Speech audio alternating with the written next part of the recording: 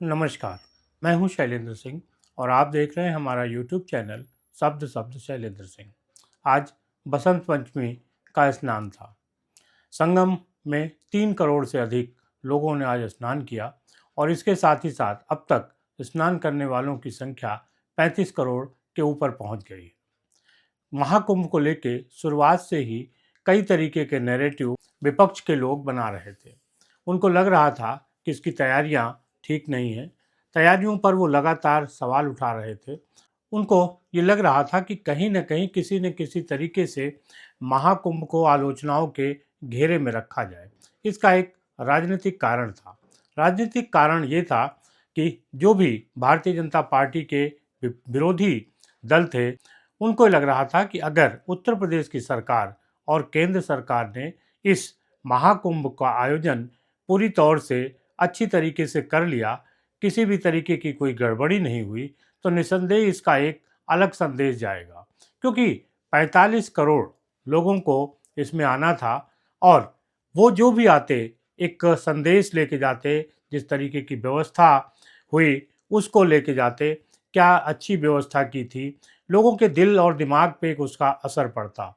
इस बात को लेके विरोधी दल बहुत परेशान थे और लगातार वो किसी न किसी तरीके से कुंभ को आलोचनाओं के घेरे में रख रहे थे कि इसके बाद भी कुंभ अच्छी तरीके से शुरू हुआ, लेकिन कुछ घटनाएं ऐसी हुई जिन्होंने इस कुंभ के आयोजन पर एक काले धब्बे का काम किया। जिसमें पहले एक आग लगी, कई पंडाल और जो कैनोपी वहाँ लगी थी, लोगों के टेंट लगे थे, वो जल गए। इनकी संख्या को लेके भी तमाम तरीके का विवाद हो रहा था। लेकिन उससे भी बड़ा हादसा, बड़ी घटना हुई मौनी अमावस्या के दिन, जिस दिन रात में भगदड़ मची और उसमें 30 से अधिक लोग मारे गए। हालांकि इस संख्या को लेके भी एक विवाद है और उसमें ये कहा जा रहा है कि मारे जाने वाले लोगों की संख्या अधिक है। अब ये देखना है कि कितनी संख्या थी और किस तरीके से ये हादसा हुआ था। हालांकि इसकी एक जांच उत्तर प्रदेश की पुलिस भी कर रही है। पुलिस के साथ ही साथ एसटीएफ और दूसरी सुरक्षा एजेंसियों को भी जिम्मा दिया गया है। सुरक्षा एजेंसियां आज तक जो बात समझ पाई हैं, उसके अनुसार उनको लग रहा है कि ये जो भगदड़ थी वो अचानक नहीं थी, ये एक साजिशन थी। क्योंकि तमाम लोग जो अब वहाँ से निकल के आ रहे हैं, वो ये बता रहे हैं कि 20-25 लोगों का एक झुंड था जिसने हंगामा किया और उसके फलस्वरूप वहाँ भगदड़ मची। उसी दिन एक और खबर है कि झूंसी की तरफ जो घटना हुई, वहाँ पे भी भगदड़ थी और वहाँ पे भी कई मौतें हुई। इस बात की जानकारी जो उत्तर प्रदेश पर्यटन विभाग की प्रमोटर इन्फ्लुएंसर थी, उन्होंने दिया। और ये एक जब एक बात किसी इन्फ्लुएंसर ने कह दी और वो भी ख़ास तौर से जिसे उत्तर प्रदेश की सरकार ने, उत्तर प्रदेश पर्यटन विभाग ने रखा हो, तो लोगों के दिलों में बात आ गई कि अगर वो ये कह रहा है तो निश्चित तौर पे कुछ सच्चाई होगी और इसीलिए वो ये बात को कह रहा है। तो इस तरीके से उस ये जो 3-4 घटनाएं हुई, इन्होंने पूरे कुंभ के आयोजन पर एक दाग लगा दिया।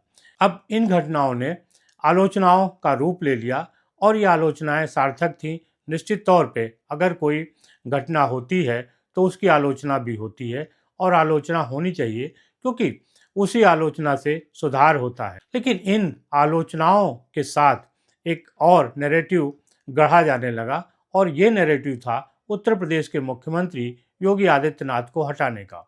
एक शंकराचार्य ने इस तरीके का बयान दिया और उन्होंने न सिर्फ योगी आदित्यनाथ को हटाने की बात कही, बल्कि उन्होंने बड़े ही कड़े लफ्ज़ों में कहा कि भारतीय जनता पार्टी के अध्यक्ष, प्रधानमंत्री और गृह मंत्री को इस बात का संज्ञान लेना चाहिए कि जब तक योगी आदित्यनाथ मुख्यमंत्री रहेंगे, तब तक कुंभ का आयोजन सही से नहीं होगा, घटनाएं होंगी और उन्हें छिपाया जाएगा। असल में ये शंकराचार्य कांग्रेसी शंकराचार्य हैं। जिस दिन इनका ये वीडियो वायरल हुआ, उसके बाद सोशल मीडिया पर तमाम लोग उनकी जो बातें थी वो सामने लाने लगे। उनके वो फ़ोटो, वीडियो सामने आने लगे जिसमें अखिलेश यादव सरकार में उनकी पुलिस ने पिटाई की थी। इसके बाद वो भी फ़ोटो आई जब अखिलेश यादव उनसे मिले। ये शंकराचार्य कभी उद्धव ठाकरे से मिलते हैं, कभी कांग्रेस के नेताओं से मिलते हैं। तो इस तरीके से एक जो धारणा लोगों को पता चली, उसमें ये था कि ये शंकराचार्य एक राजनीतिक द्वेष भावना के प्रति योगी आदित्यनाथ का इस्तीफा मांग रहे हैं। क्योंकि ये बात अपनी जगह है कि इस कुंभ में ये 3 छोटी-बड़ी घटनाएँ हुईं।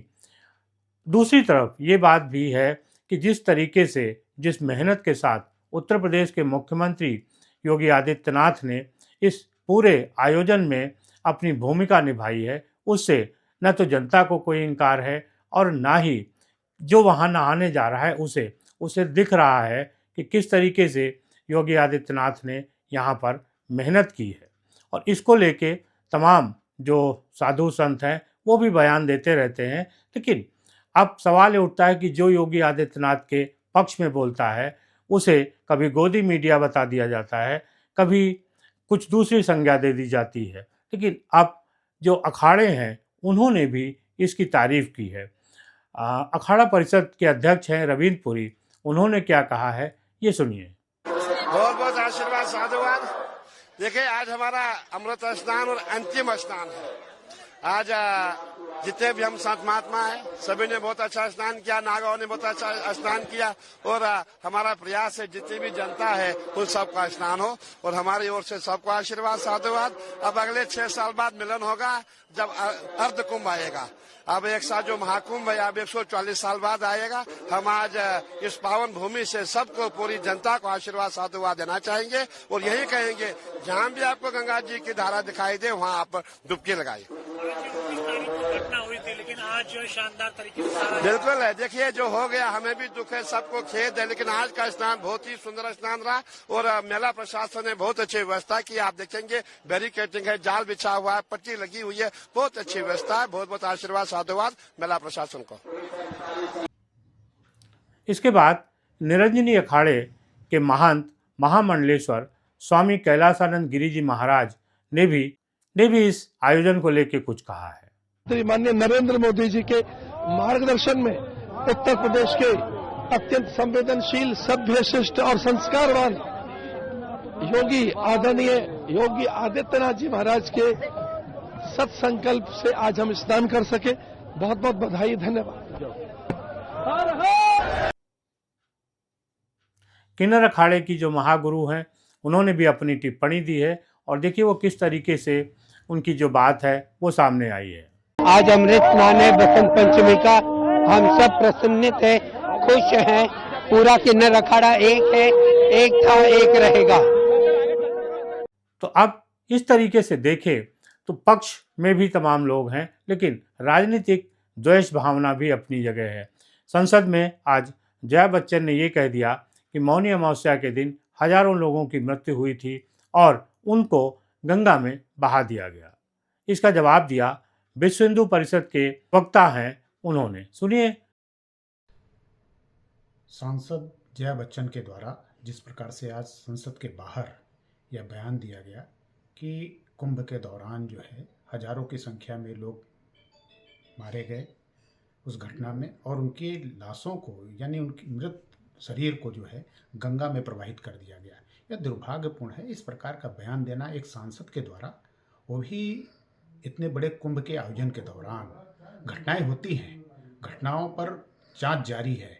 जिस प्रकार से सरकार संवेदनशील है वह लगातार जांच करा रही है और मुझे लगता है कि यह सत्यता सामने आएगी। लेकिन उसके पूर्व ही इस प्रकार से बयान देना कि वहाँ पर हजारों की संख्या में लोग मारे गए, यह दुर्भाग्यपूर्ण, दुखद है। इस पर तो कार्रवाई होनी चाहिए और जया बच्चन जी की गिरफ्तारी इस पर होनी चाहिए, क्योंकि इस प्रकार से एक संसदीय सदस्य को जो है बयान देना, वह भ्रम की स्थिति पैदा करने वाला, समाज को जो कहीं ना कहीं जो है चोट पहुंचाने वाला, क्योंकि हजारों, लाखों, करोड़ों लोगों की भावनाएं जिस कुंभ से जुड़ी हुई हों, वहां पर इस प्रकार से आप अपने वक्तव्यों के द्वारा से अस्थिरता पैदा करना चाहते हैं, देश में अस्थिरता हो, और आप जो है इस प्रकार से बयान देकर समाज में झूठा भ्रम फैला रहे हैं। मुझे लगता है कि सरकार को कार्रवाई करनी चाहिए, प्रशासनिक स्तर पर इसकी कार्रवाई होनी चाहिए, इस प्रकार के झूठे अनर्गल बयान पर रोक लगनी चाहिए, क्योंकि अभी जांच चल रही है और जांच के दौरान इस प्रकार का बयान जो है वह दुर्भाग्यपूर्ण है।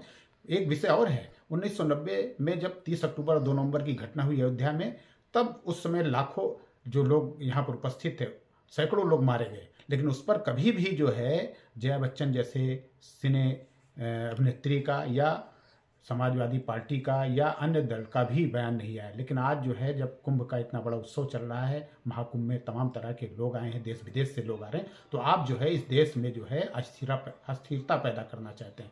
मुझे लगता है उस समय अगर आप बयान दिए होते 30 अक्टूबर 2 नवंबर 1990 की घटना को लेकर, तो समाज जो है आपको हाथ लेता। लेकिन आज जो है जब माँ गंगा के चरणों में लोग अपने आस्था प्रवाहित कर रहे हैं, अपने आप को जो है उनके प्रति समर्पित कर रहे हैं, आपका यह बयान दुर्भाग्यपूर्ण है, दुखद, इस पर कार्रवाई होनी चाहिए। तरीके से देखें तो ये साफ तौर पे नज़र आता है कि महाकुंभ के आयोजन में जितनी मेहनत लोग कर रहे थे, उतनी ही मेहनत वो लोग भी कर रहे थे जो किसी भी तरीके से इसको बदनाम करना चाह रहे थे। पूरे आयोजन में जो बदनाम करने वाले लोगों की थी, उनकी भी एक टूल किट थी।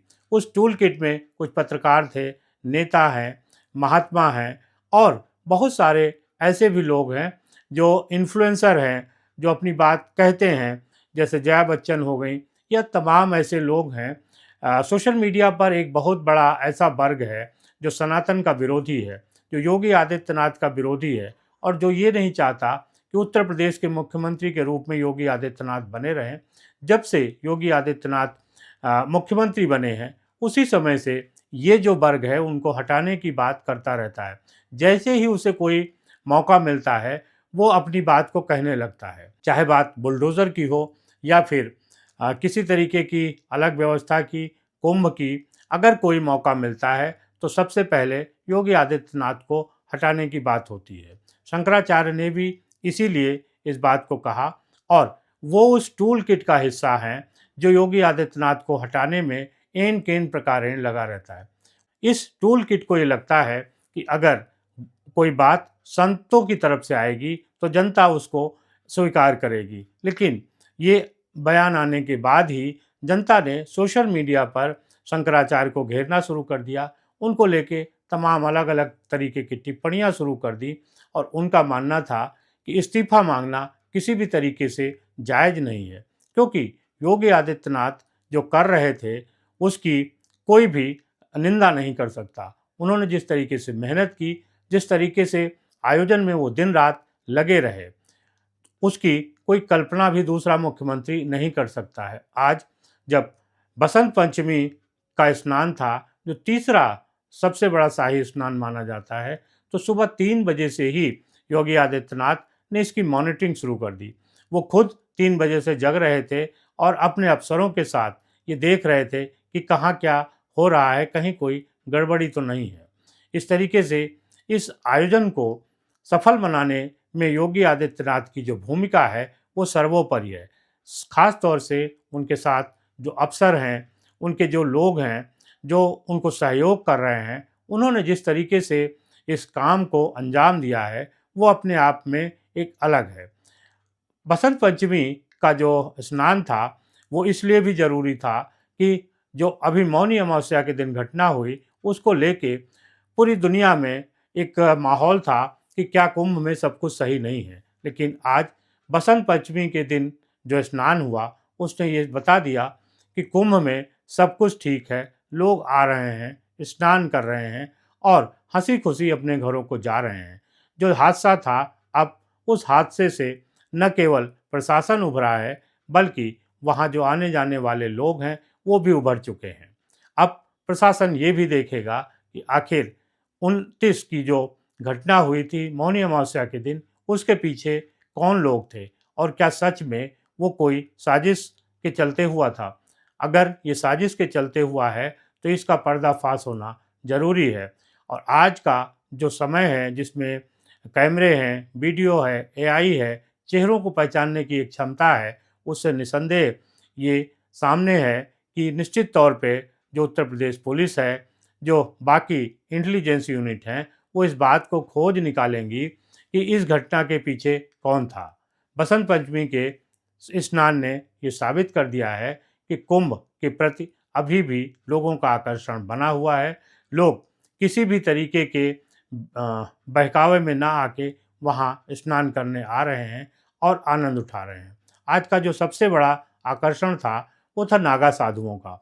अभी जो स्क्रीन पे फिल्म चल रही थी उसमें आपने देखा कि किस तरीके से नागा साधुओं ने वहाँ पे स्नान किया। असल में नागा साधु बसंत पंचमी के स्नान के बाद ही संगम से चले जाते हैं, इसलिए जो ये स्नान था ये शाही स्नान के रूप में माना गया और पूरे दिन हर अखाड़े ने अलग अलग समय पर शाही स्नान किया और सरकार को धन्यवाद अदा किया।